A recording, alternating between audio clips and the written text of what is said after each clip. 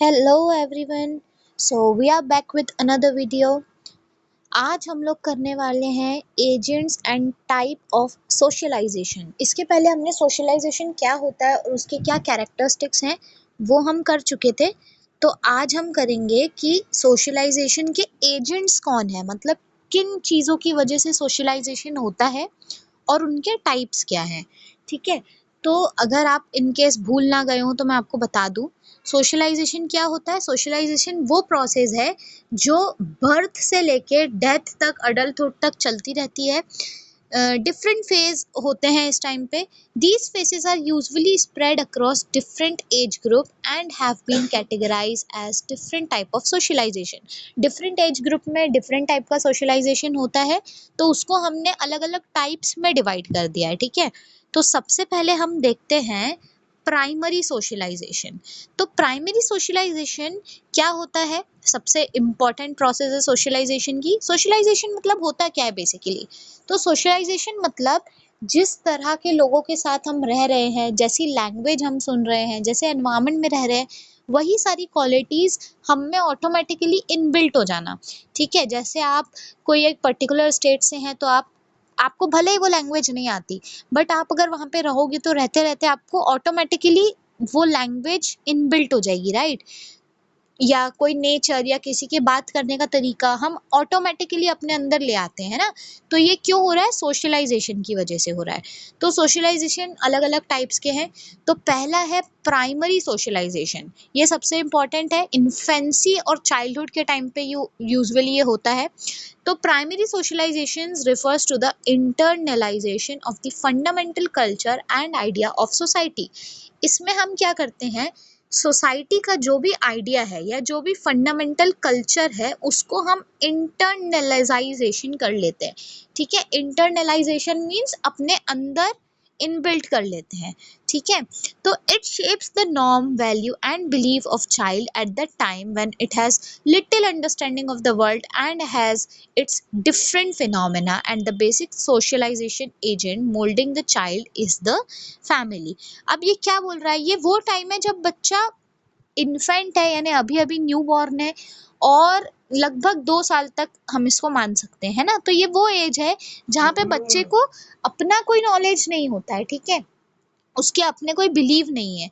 तो जो भी वो अपने आजू बाजू सुनता है या देखता है अपने एवरीडे लाइफ में, वही चीजें वो अपने अंदर अडॉप्ट करने लगता है। ठीक है, तो primary stage take place during infancy and childhood. Infancy और चाइल्डहुड के टाइम पे ये होता है।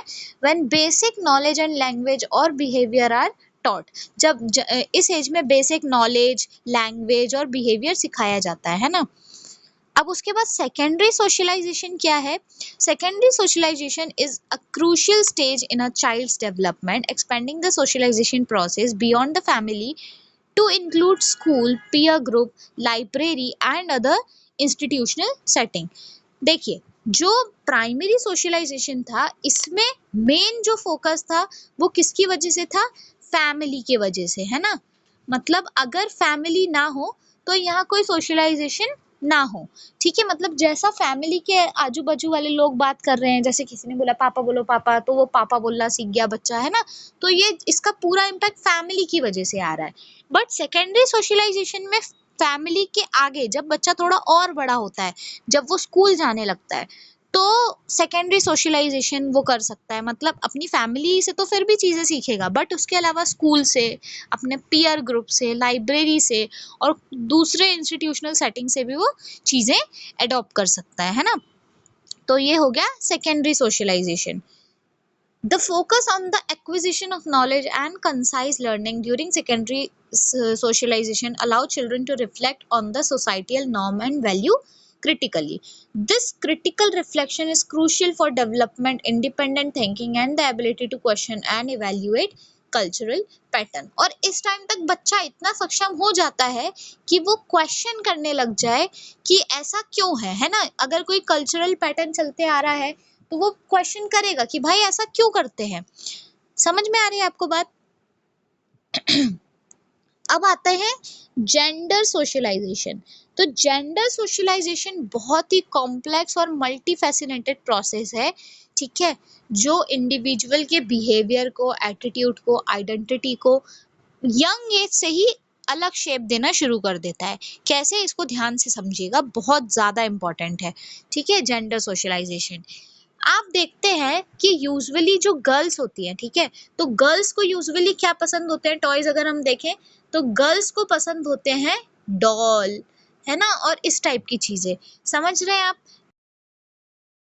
अगर हम गर्ल्स की बात करें तो गर्ल्स को क्या पसंद होते हैं, सिर्फ यूजुअली डॉल्स वगैरह, है ना, या किचन सेट या इस टाइप की चीजें। और अगर बॉयज को हम दूसरी तरफ देखें तो बॉयज यूजुअली पसंद क्या करते हैं, कार, गन, ये सारी चीजें। तो ऐसा क्यों? बल्कि बच्चा तो बच्चा है, उसको कैसे समझ में आ रही है ये चीजें कि भाई लड़कियों के लिए डॉल है और लड़कों के लिए कार है ना। तो ये कहलाता है, ये चीज आती है हमारी जेंडर सोशलाइजेशन में। तो जेंडर सोशलाइजेशन एक कॉम्प्लेक्स प्रोसेस है जिसमें जो, जैसे कोई लड़की है तो वो अपने जेंडर की लड़कियों को, यानी अपनी मम्मी को देखती होगी, अपने फ्रेंड्स को देखती होंगी जो लड़कियां हैं। अब मम्मी खाना बना रही है तो उनको देख के वो समझ जाएगी कि ठीक है, लड़कियां खाना बनाती है ना। और जो सोसाइटी है वो ऑलरेडी बचपन से ही ये चीज इनबिल्ट करके रखती है कि लड़कियों को खाना बनाना आना चाहिए, मेकअप आना चाहिए, है ना। जब वो अपनी मम्मी को लिपस्टिक लगाते देखती है तो वो भी लगाती है।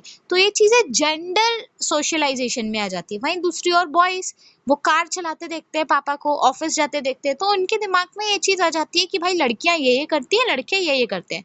इसी को हम कहते हैं जेंडर सोशलाइजेशन। ठीक है, जो बर्थ से चालू होती है और इंडिविजुअल की लाइफ में कंटिन्यू चलती रहती है, और उसी से उनका पूरा बिहेवियर, एटीट्यूड, ये सब चेंज हो जाता है। आपको बात समझ में आ रही होगी, आई होप। तो Kohlberg argues that gender development is driven by child's cognitive understanding of their social world, not by the biological instincts or cultural norms. तो ये कोलबर्ग ने बहुत प्यारी बात बोली है। कोलबर्ग का मानना है, कुछ लोग ऐसा बोलते थे कि लड़कियां एक पर्टिकुलर वे में इसलिए बिहेव कर रही है या एक पर्टिकुलर चीजों से इसलिए अट्रैक्ट हो रहे हैं क्योंकि वो उनके जेनेटिक्स में वैसा ही है ना, उनको बायोलॉजिकल इंस्टिंक्ट ही वैसा है। बट कोलबर्ग ने आर्ग्यू किया है कि ये जेनेटिक या बायोलॉजिकल इंस्टिंक्ट की वजह से ऐसा नहीं है। ये इसीलिए ऐसा है क्योंकि चाइल्ड की कॉग्निटिव अंडरस्टैंडिंग ऐसी है। कॉग्निटिव अंडरस्टैंडिंग, हमने कॉग्निटिव पढ़ चुके हैं, मतलब रीजनिंग, जो वो अपना माइंड यूज करते हैं, जिस तरीके से वो सोशल वर्ल्ड को देखते हैं, उससे वो एक रीजनिंग लगा लेते हैं कि अच्छा ऐसे ऐसे काम होते हैं। तो ये हो गया हमारा gender socialization. Gender labelling, gender stability और जेंडर कॉन्स्टेंसी, ये क्या है इसको देख लेते हैं। By age 3 children can identify themselves and other as boys or girls, however they don't understand that gender is a permanent trait। ठीक है, कि जब बच्चा लगभग 3 साल तक का रहता है तो उसमें क्या रहता है उस टाइम पे, जेंडर लेबिलिटी, मतलब वो ये समझ जाता है, वो ये आइडेंटिफाई कर लेता है कि लड़के ये होते हैं, लड़की ये होती है ना। मतलब वो लड़के और लड़कियों में डिफरेंस समझ पाता है, बट वो ये नहीं समझ पाता कि ये जो ट्रेट है ये परमानेंट ट्रेट है। ठीक है, उसके बाद जेंडर स्टेबिलिटी कब मिलती है उसको, जब वो 5 साल का हो जाता है। तो वो ये अंडरस्टैंड कर लेता है कि बॉय जो है वो ग्रो करके मैन बनेगा और गर्ल जो है वो ग्रो होके वुमेन बनेगी। Yet they still believe that changes in appearance or activity can change someone's gender। ठीक है, बट स्टिल वो ये बिलीव करते हैं कि अगर हम अपने अपीयरेंस में कुछ चेंज कर लेंगे, जैसे अगर गर्ल मुंह चुका लेगी तो वो बॉय बन जाएगी, वो इस तरीके की चीजें सोचते हैं, है ना, जब वो 5 साल के होते हैं। स्टेबिलिटी आ रही है धीरे धीरे उनको, मतलब उनको डिफरेंस समझ में आ रहा है, बट वो अभी भी स्टेबिलिटी को नहीं समझ पा रहे हैं। अब उसके बाद जेंडर कॉन्स्टेंसी, यानी जब वो लगभग 7 साल के हो जाते हैं तो वो ये रियलाइज कर लेते हैं कि जेंडर एक कांस्टेंट चीज है, अक्रॉस टाइम और सिचुएशन कुछ हो जाए जेंडर चेंज नहीं होगा, है ना। उसके बाद आते हैं एंटीसिपेटरी सोशलाइजेशन। ये क्या प्रोसेस है, तो anticipatory socialization refers to the process by which individual learn and adopt the value, norms and behavior of a group they aspire to join in the future।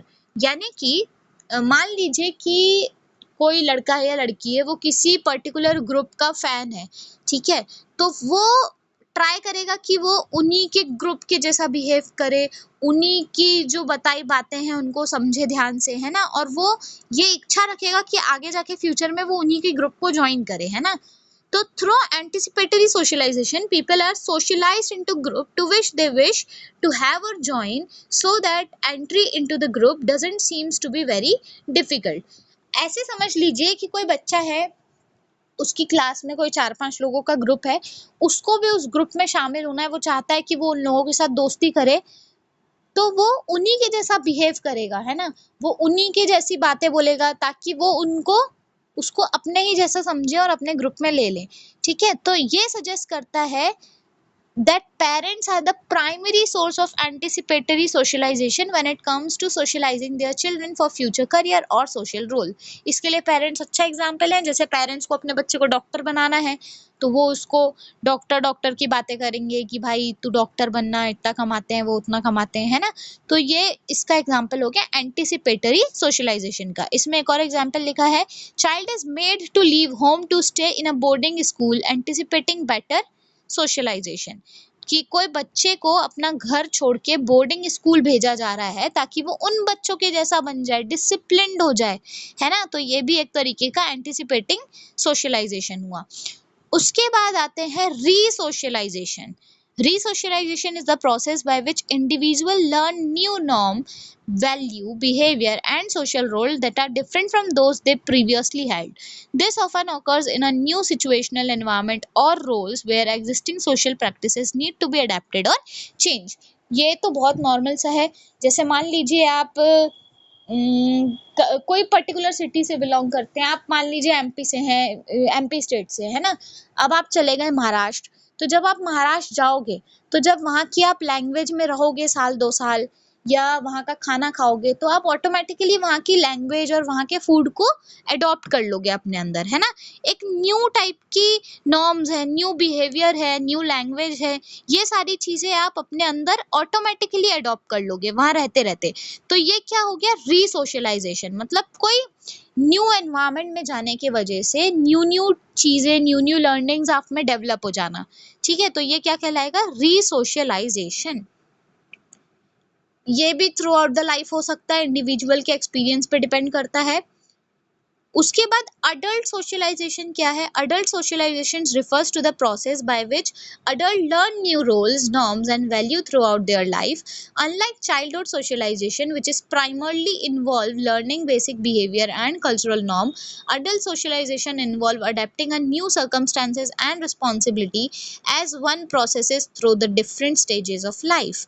adult socialization क्या है, जब आप adult हो गए, ठीक है, आपकी जॉब वगैरह लग गई, तो जो आप न्यू रोल्स, न्यू नॉर्म्स और न्यू वैल्यूज को अपने अंदर इनबिल्ड कर रहे हैं, वो अडल्ट सोशलाइजेशन हो गया।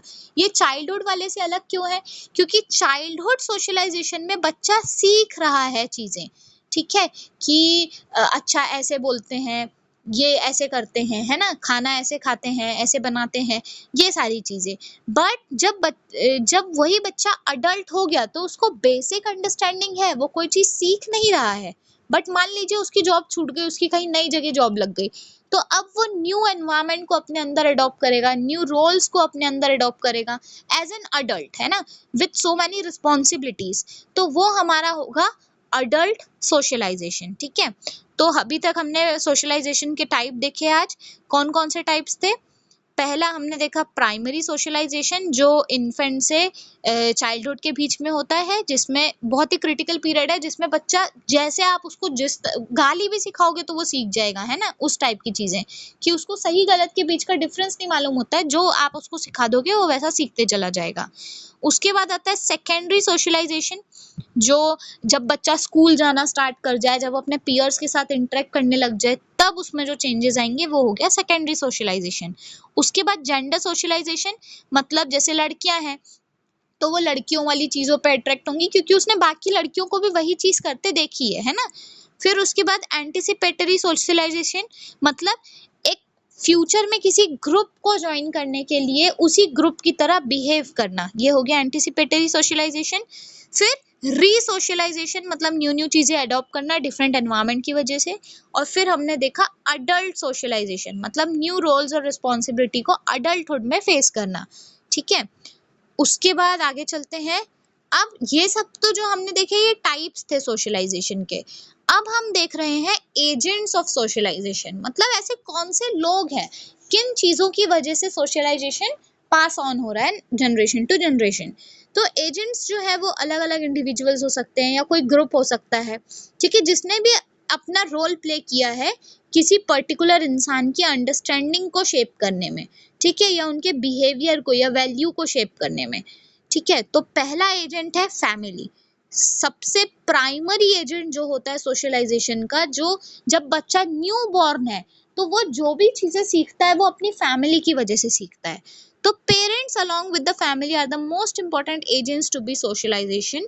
Within the family, it is mother who first begins to socialize the child. Family में भी सबसे पहले कौन होती है? मदर होती है, जो सबसे पहले चाइल्ड से सोशलाइज होती है। Socialization in basic values such as love and affection, manner and ethic are the first taught in the family. सबसे पहले फैमिली में लव, अफेक्शन, मैनर्स, एथिक यही सारी चीजें सिखाई जाती है ना। बाकी यहाँ मुझे कुछ काम का दिख नहीं रहा है तो अपन इसको स्किप करते हैं।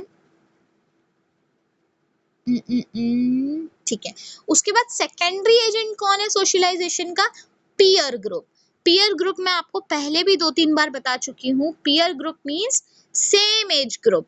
ठीक है, जो सेम एज ग्रुप के बच्चे हैं उनको हम क्या कहते हैं? पीयर कहते हैं। ठीक है, तो peer group usually consist of friends who are of the same age. They share a mutual sense of understanding and cooperation with each other and also considered each of them as a equal. Initially, peer groups are formed in the neighborhood or the housing community where the child live. Initially, peer groups से वो किस तरीके से attract करता है? अपने neighbourhood में जो उसके नेबर्स हैं उनमें जो पीयर्स हैं उनके साथ इंटरेक्ट करता है। उसके बाद जब चाइल्ड यंग होता है तो वो फ्रेंड्स बनाना चालू कर देता है ना, सिमिलर जेंडर के। तो peer group exert a significant influence on the gender socialization. Once child enter the school, their peer group become diverse. और जैसे ही बच्चा स्कूल जाने लगता है तो उसका peer group और ज़्यादा ही डाइवर्स हो जाता है। वो नए नए फ्रेंड्स बनाता है, अपने फ्रेंड्स के साथ ज़्यादा टाइम स्पेंड करता है ना, फैमिली से भी ज़्यादा। तो फिर वो उनकी लैंग्वेज सीखता है, उनके जैसा एडॉप्ट करता है। स्कूल भी एक सेकेंडरी एजेंट है सोशलाइजेशन का। School is also known to be the first formal agent of socialization which shapes the idea of attitude of the child. ठीक है, यही जो है वो चाइल्ड का एटीट्यूड और चाइल्ड का आइडिया शेप करता है। Children learn to maintain a certain decorum in the class. They learn to obey rules of discipline in the school and be diligent in learning in the lessons they are taught in the class. यही सारी चीजें अब school को बोल दिया। उसके बाद तीसरा जो सेकेंडरी एजेंट है सोशलाइजेशन का वो है मास मीडिया, जो कि एक बहुत ही इंपॉर्टेंट एजेंट है सोशलाइजेशन का। मीडिया समझते हैं, मीडिया मीन्स न्यूज हो गई या कोई वो एंटरटेनमेंट प्रोग्राम देख रहा हो, कोई कार्टून देख रहा हो, तो वो भी बच्चे के ओपिनियंस को, बिलीफ को, वैल्यू को शेप करने में डायरेक्टली इंटरेक्ट करते हैं। ठीक है, mass media is a vehicle for spreading information on a massive scale. और मास मीडिया कौन कौन से होंगे? टेलीविजन हो गया, कंप्यूटर हो गया, ये सारी चीजें। ठीक है, जो बहुत सारी इंफॉर्मेशन को मैसिव स्केल पे स्प्रेड करे, है ना, और बहुत सारी ऑडियंस को स्प्रेड करे। ठीक है, mass media include various agents of communication, for instance the radio, television, newspaper, magazine, media portals, websites, ये सभी mass media के examples हैं। उसके बाद रिलीजन एंड कल्चरल इंस्टीट्यूशंस, ये क्या बात हुई? रिलीजन इंस्टीट्यूशंस जो हैं, रिलीजन इंस्टीट्यूशंस क्या हुए? जैसे मंदिर हुए, मतलब मंदिर तो नहीं बोलेंगे, जैसे पहले गुरुकुल्स होते थे जहाँ पे बच्चे जाके अपने गुरु से ज्ञान लेते थे, है ना, और जैसे मुस्लिम्स में मदरसा वगैरह होता है, तो ये एक तरीके के रिलीजन इंस्टीट्यूट्स है जहाँ पे उनको मॉरल वैल्यूज, एथिकल गाइडलाइंस और बिलीफ सिस्टम बताया जाता है ना, understanding of rights and wrong, और सिखाया जाता है कि क्या सही है क्या गलत है। ये जो इंस्टीट्यूशंस हैं वो एक कम्युनिटी है बेसिकली, जो साथ में मिलके वर्शिप करते हैं, रिचुअल्स करते हैं, सोशल एक्टिविटीज करते हैं। तो कल्चरल इंस्टीट्यूट जैसे कि म्यूजियम, अच्छा म्यूजियम भी एक तरीके का इंस्टीट्यूशन हुआ है ना, जहाँ पे अलग अलग चीजें पुरानी रखी हुई हैं जिनको देख के आप कुछ इन्फॉर्मेशन गेन कर पा रहे हैं।